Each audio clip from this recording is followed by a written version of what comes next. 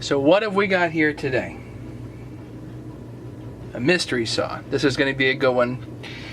Special thanks to HL Supply for sponsoring this build.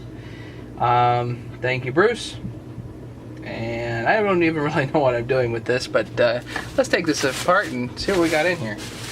So, before I do that, I just want to say, if you need any aftermarket chainsaw parts, please see the link in the bottom of the description of this video. You will find my link to HL Supply. They do a nice job getting parts out to people for a good price. So, anyway, without further ado,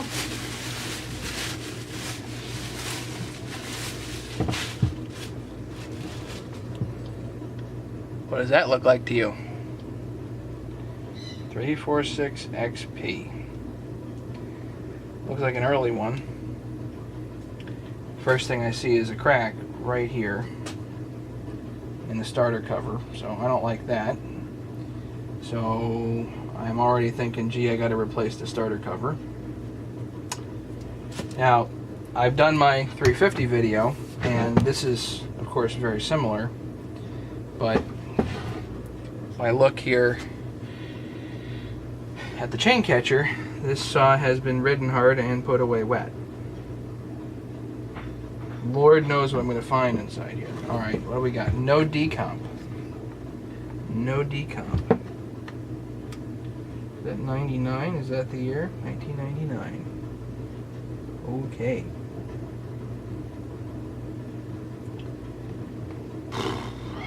Oh dear, what to do with this? So whatever's going on here, I have a sneaky suspicion that I'm just simply going to be pulling this apart.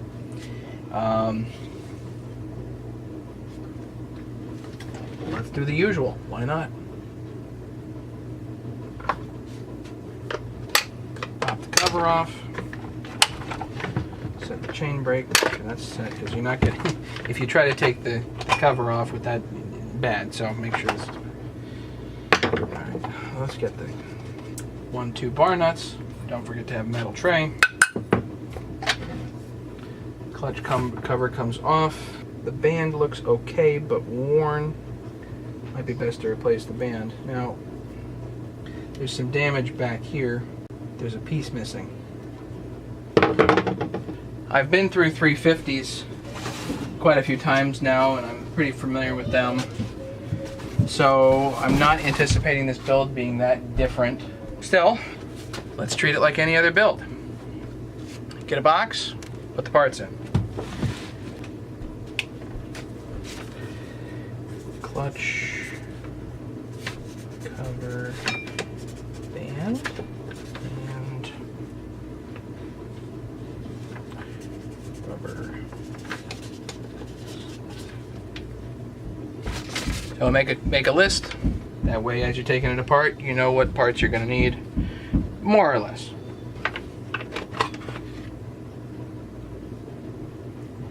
So this top cover has seen better days. May just get a new top cover. This one just looks kind of rough. Air filter, that's cleanable. That comes off. Spark plug's loose already, so let's pull that out.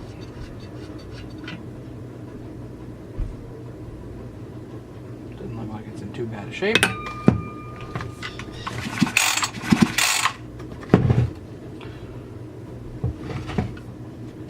Let's do a compression test. See where it's at. I'm willing to bet this is the original edition cylinder, so it's a 42mm cylinder head.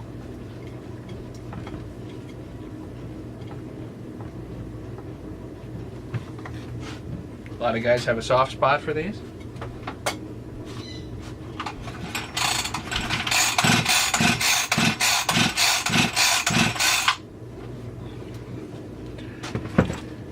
$50 pounds of compression. Gee, that's not so good. It's got the metal clamp on it, but something else must have gone wrong. Must be a blown seal somewhere. So before we take this completely apart, we should probably do a pressure test.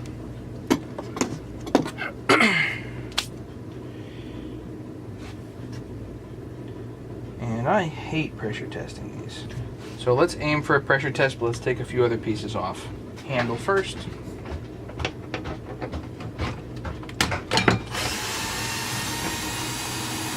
So this is going to be the same as a 350. One bolt. These are long coarse thread bolts. All three of these are the same size. And of course this adapter, plastic piece.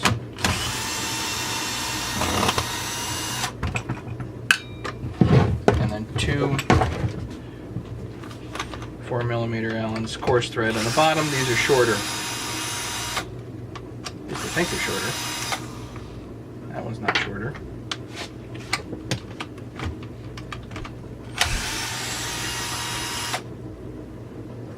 Right, so one of these is shorter, one of these is longer. I am pretty sure these are both supposed to be shorter screws.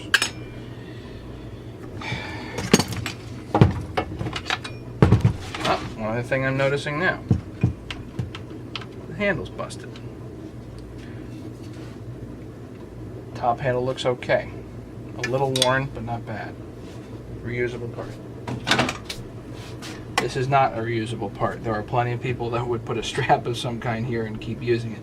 This is a safety device. You do not want to use something like this if it's busted. Just throw it away. To use the analogy, if you are a mountain climber, what in the world is going on here?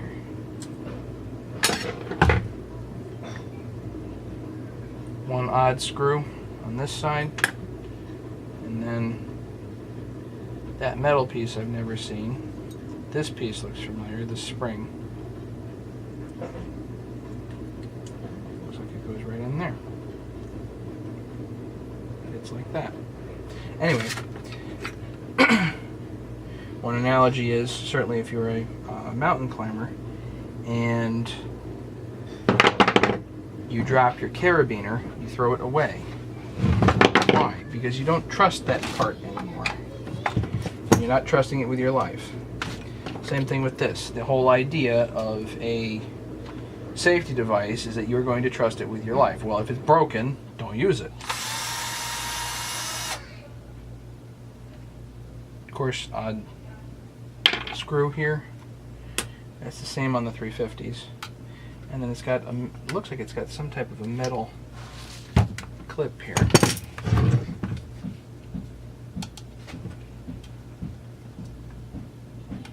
I may not try to take that off, I may just leave it. I like to work one side, then the other, whatever. You can start pretty much anywhere here. Let's do the starter cover.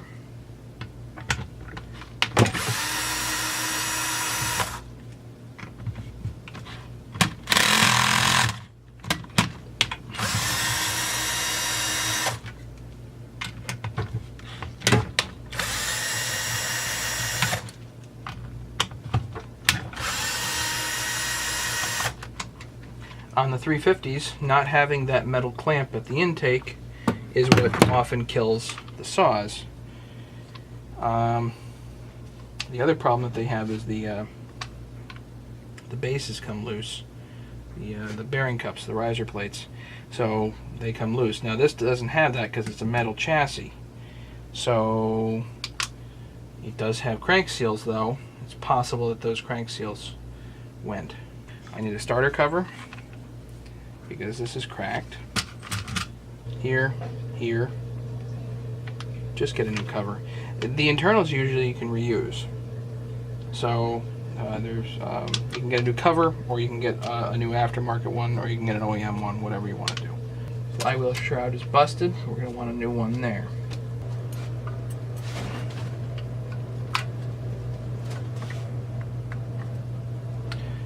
I'm going to take this wire out from the on-off switch, and this wire goes back like that.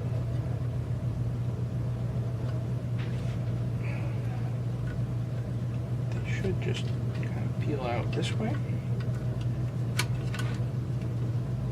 similar to the 350s.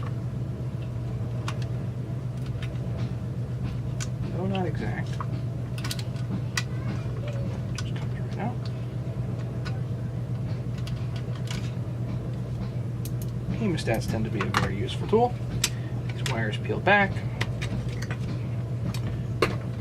Spark plug wire down. And you don't have to worry about busting this because it's already broken. Yeah, get a new one. Toss.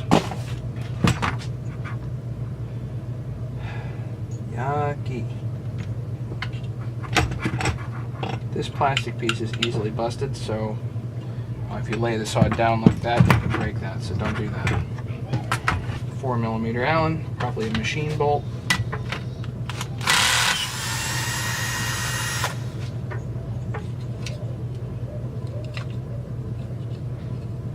Nope, coarse thread. The wires on the coil. This first wire should just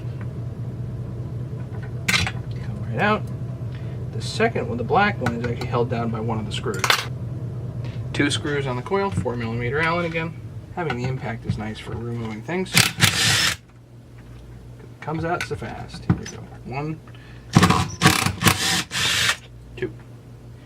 Also coarse thread, which is, I think, a bit odd, but whatever. Nice to maintain what these screws are so you don't get them messed up. So make sure that you've got on the metal tray, you can just put them right next to each other, and that way you don't mess them up. Okay. This wiring harness looks fine. There's no breaks in it, so we'll keep that.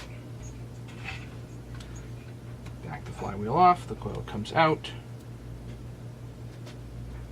Probably an okay coil. Just needs to be cleaned. Let's pull the flywheel off. Now with the impact, I can actually hold this and hit it easy. This is the part that everybody gets worried. PB blaster.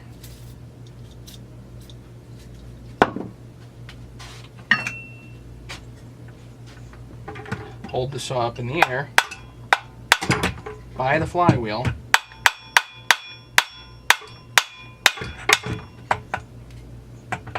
Flywheel comes loose. Now, that was a little on the easier side. A lot of flywheels are not that easy. Sometimes you do bugger a crank, but this one is going to be just fine. Flywheel nut, washer, save those. Flywheel comes off, easy as that. Alright, now let's look at this crank seal.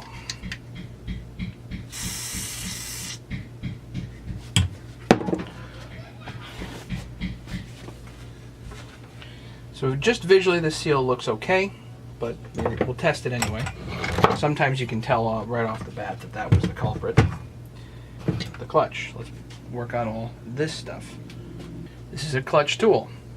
You can make one or you can buy one. If you buy one, it's going to cost you 20-30 bucks. You can make one. This happens to be an 11/16 socket. It happens to fit just like that.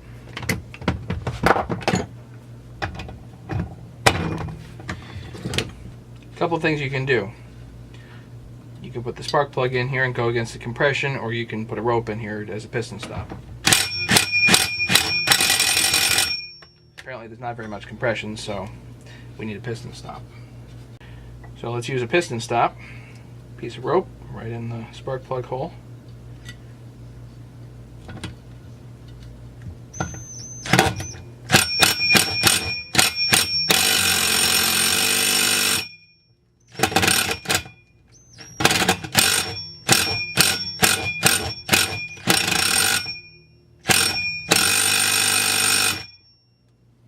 Don't want to come off.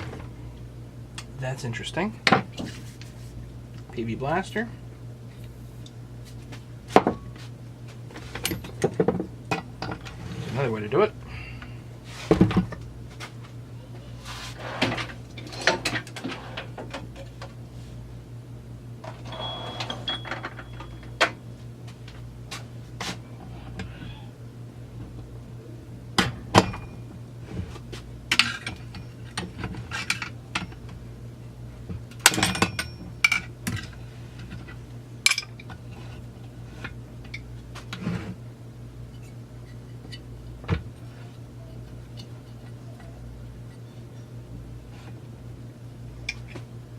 sure there's enough piston stop.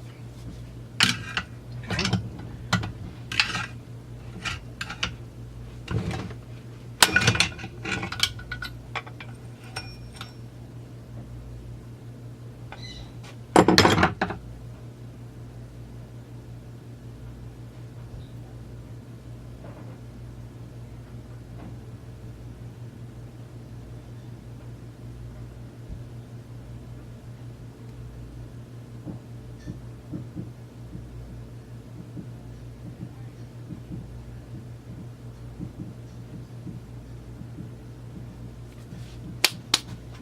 Pause.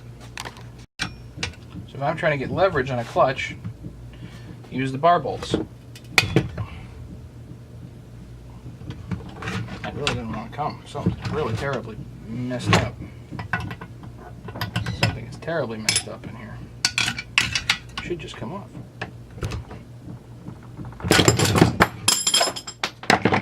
There it goes.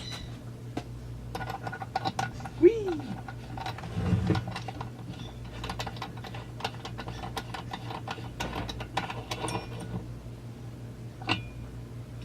That's why you put your clutches back on with grease. Okay, anyway. Okay, clutch. This is rim drive. EM original. Okay. Rim's got some wear on it, but not too bad.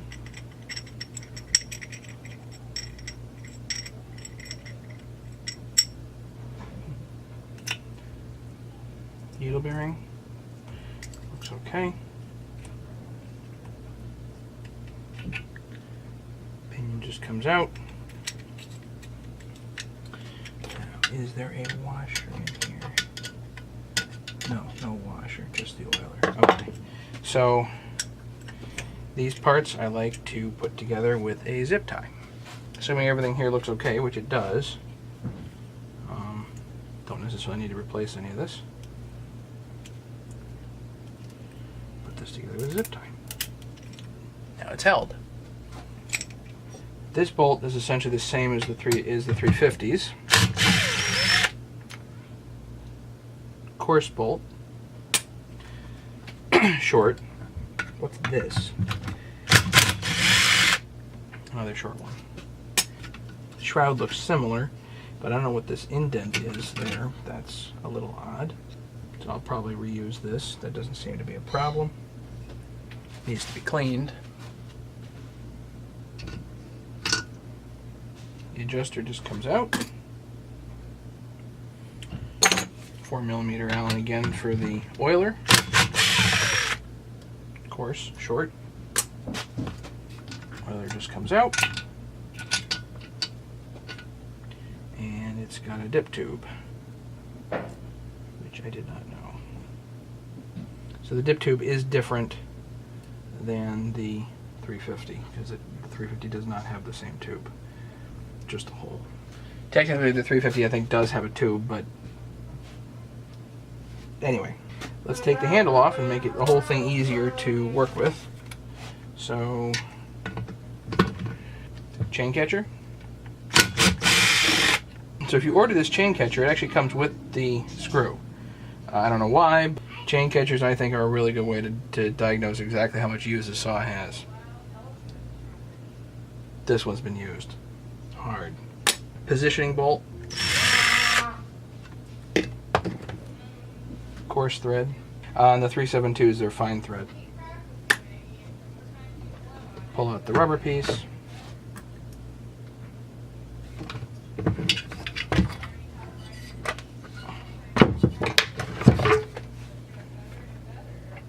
You may or may not have to remove this one as well.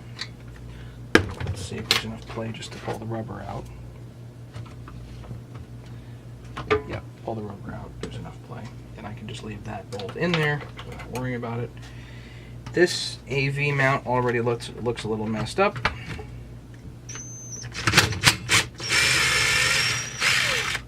Whoever put that in did not put that in correctly. Long course. A few other things and we'll have the handle off. Spring here, bring it down and up to relieve it. and you can bring the throttle forward, and this wire piece just comes sideways, and eventually this throttle piece comes out. Of note, on the throttle piece, this is not quite long enough. What that translates to is if the AV mounts are messed up and the handle bends backwards like this, then what can happen is that plastic piece actually gets stuck. So if you make a lanyard and try to hang it, this stretches, then that plastic piece gets stuck here, full throttle. So if this is hanging and it gets stuck, you can end up with a saw at full throttle that you cannot control.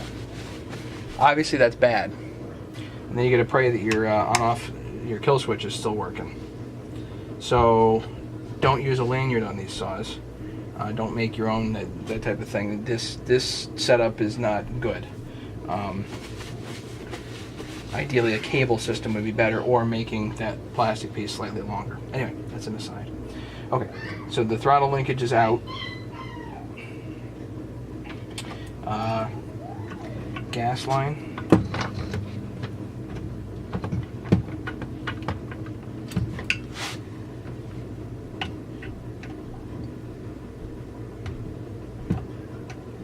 Some replacement stiff stuff. I don't like this. And then there's a rubber piece here. Move that to the side. And then this comes up. Rubber piece over here. That comes up. Okay. The handle drops right out. That fuel line has got to get replaced. Put that on the list. Needs a new tank vent. Those are $10 by themselves. I'm going to assume the tank is okay otherwise, and leave it at that. Let's get the muffler off. There's a bracket that holds the muffler on. Coarse, flathead, medium size. And these two long bolts.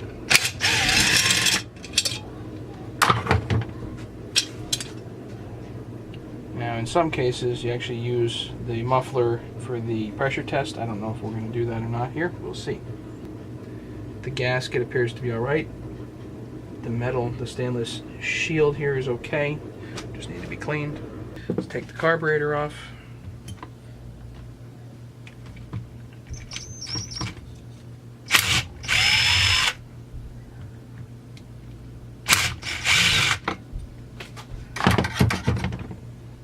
So I released it from the rubber pieces. Now this horn comes out, carburetor comes out.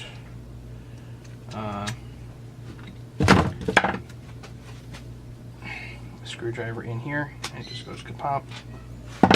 Now you can pull the air horn off. I think the carburetor needs to be cleaned. Now that we've got the clutch off and we can see both seals, let's continue with a pressure test. So I've got the muffler here, and there's a lot of different ways to do this, but I got a piece of rubber. This is actually heavy rubber from an old inner tube. It came out of the wheelbarrow actually. A couple of holes punched in it.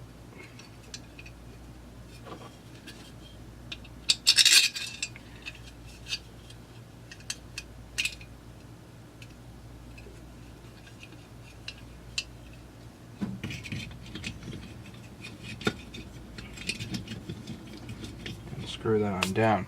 So the piece of rubber there is going to block off the exhaust. That's the idea.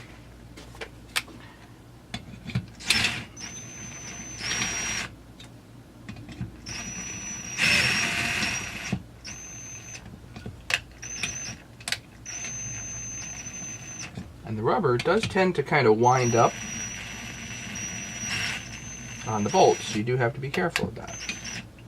Finish it by hand.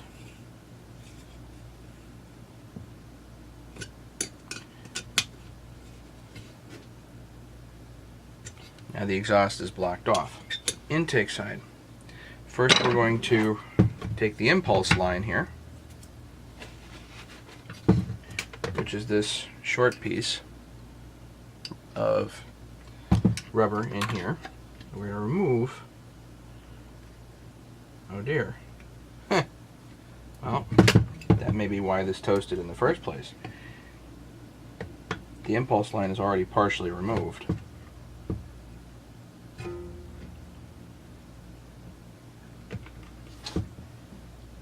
What happened there? And this line is no longer kind of soft and supple, it's pretty hard feeling. There you go. There's the impulse line.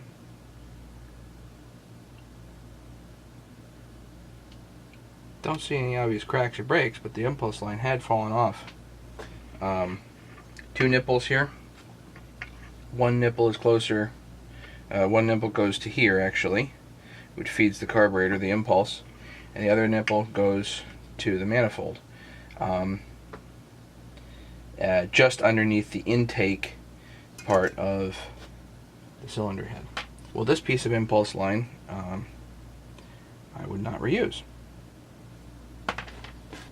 The impulse lines are actually pre-bent, so if you're not going to use specific impulse line, you have to make sure the line, the hose, is long enough so that it doesn't kink when you bend it. We're going to attach it to the cylinder side.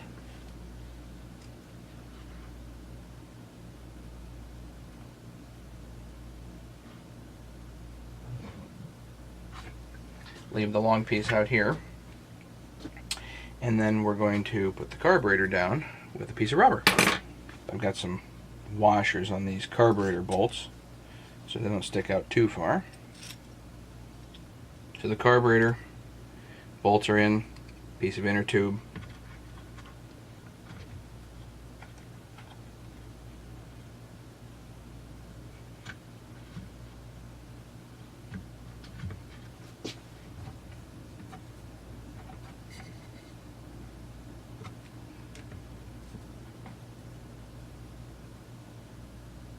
One,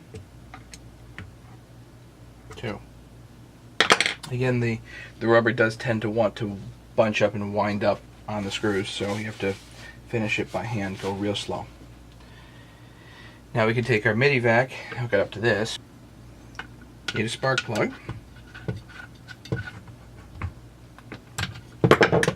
Reasonable tight. Now this does not have a decompression valve, so I don't need to worry about that leaking. Let's see where the air leak came from. I think, just looking at that impulse line being off, that's probably what killed the saw. No pulse, no fuel. No fuel, runs lean. May still run, but even without the fuel pump running there. Weird. Don't understand how that can really work, but whatever. Hook up the midi vac. Pressure and vac. So let's do